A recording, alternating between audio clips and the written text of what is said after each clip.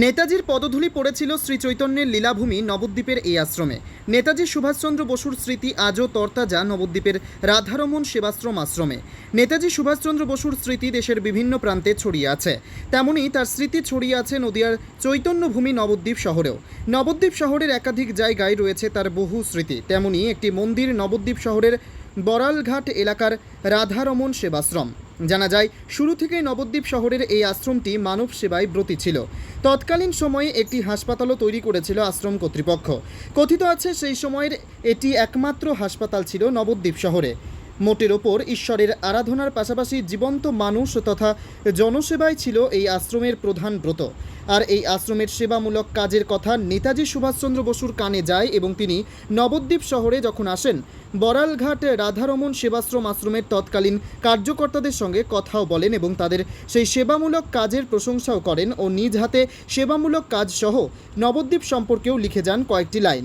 বর্তমানে এই আশ্রমে প্রবেশ করলেই দেখা যায় নেতাজি সুভাষচন্দ্র বসুর পূর্ণ অবয়ব মূর্তি, সঙ্গে তার নিজ হাতে আশ্রমের সেবামূলক কাজের প্রশংসা লেখা ছবি, যেখানে উল্লেখ করা আছে, নবদ্বীপের রাধারমণ সেবাশ্রম পরিদর্শন করিয়া বিশেষ আনন্দ হইলাম। বহু লোক মুখে এই প্রতিষ্ঠানের সুখ্যাতি শুনিয়া আসিতেছি, আজ সচক্ষে দেখিয়া তৃপ্তি লাভ করিলাম।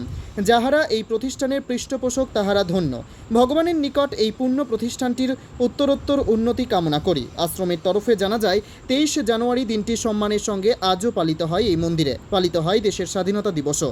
স্বাধীনতা দিবসের দিন এখানে বসে ফ্রি মেডিকেল ক্যাম্প। আজও আশ্রমের সেই সব জায়গায় গেলে শিউরে ওঠে শরীর। আজও যেন মনে হয়, অনুভব হয় নেতাজি সুভাষচন্দ্র বসুর অস্তিত্ব। রাধারমণ সেবাশ্রম আশ্রম। আচ্ছা, এখানে এটা কত বছর পুরনো আশ্রম? এটা 150 বছরের আশ্রম।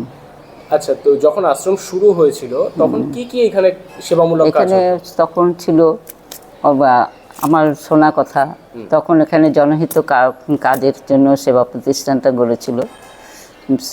এখানে তখন ছিলেন এখানকার যিনি সেবক পুলিন বিহারী মল্লিক, সেই সময়কার তখন তিনি এইসব সেবার কাজের জন্য খুব ছিলেন। এই বাইরে টুকরাপু রাস্তায় পড়ে থাকলে সৎকারের জন্য তারা গাড়ি ছিল, সেই গাড়িতে করে নিয়ে এসে সেবার কাজ করাতেন, বাড়িতে আশ্রমে রেখে তাদের সেবা করতেন এবং দেহ রাখলে তাদেরকে সৎকার গাড়িতে করে নিয়ে গিয়ে দাহ করে আসতেন।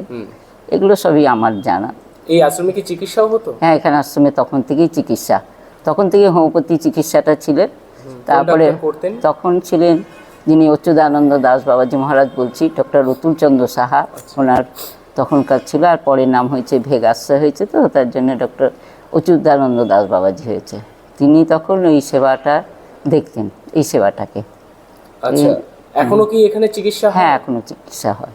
আচ্ছা আচ্ছা, এইখানে আমরা যেটা শুনেছি যে স্বয়ং নেতাজি সুভাষচন্দ্র বসু নাকি এসেছিলেন। হ্যাঁ, এখানে এসেছিলেন। ওই যে কবে? তোমার 1328 সালে এসেছিলেন।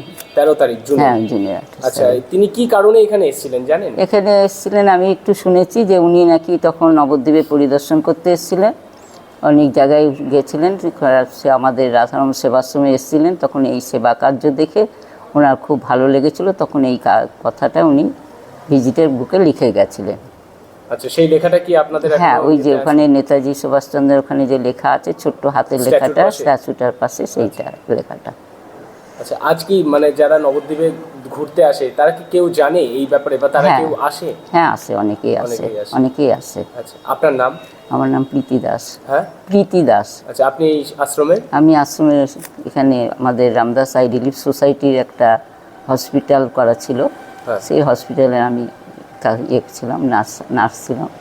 এখন সেটা গভর্নমেন্ট থেকে হসপিটালে মঠ মন্দিরে করতে দেয় না, তো সেই জন্য আমাদের সেবা কাজটা রয়েছে। সব ডাক্তারবাবুরা বসেন এবং প্রতি বছরই 2টো করে ক্যাম্প হয়। 15ই আগস্ট একটা ক্যাম্প হয়, 26শে জানুয়ারি একটা ক্যাম্প হয়, বিনামূল্যে। হ্যাঁ, বিনামূল্যে। হ্যাঁ, ক্যাম্পের মধ্যে ধরো চোখের ডাক্তারবাবু বসেন, কলকাতা থেকে আসেন, দাঁতের কলকাতা থেকে আসেন, তারপরে সুগার, প্রেশার, জেনারেল, এসব ডাক্তারবাবুরা বসেন, ইসিজি, এরা সব বসেন। হ্যাঁ, সব বিনামূল্যে। হ্যাঁ, একদিনের জন্য চিকিৎসা হয়। কি নাম বললেন আপনার? আমার নাম প্রীতি দাস। কৃষ্ণনগরে এই প্রথম মহারানা প্রতাপ ফ্যামিলি রেস্টুরেন্ট নিয়ে এলো আগস্ট মাস ব্যাপী ধামাকা জয় হিন্দ অফার। যে কোনো আইটেম খাবেন মাত্র 77 টাকায়। তবে আর দেরি না করে তাড়াতাড়ি চলে আসুন আর গোটা আগস্ট মাস জুড়ে জয় হিন্দ অফার উপভোগ করুন।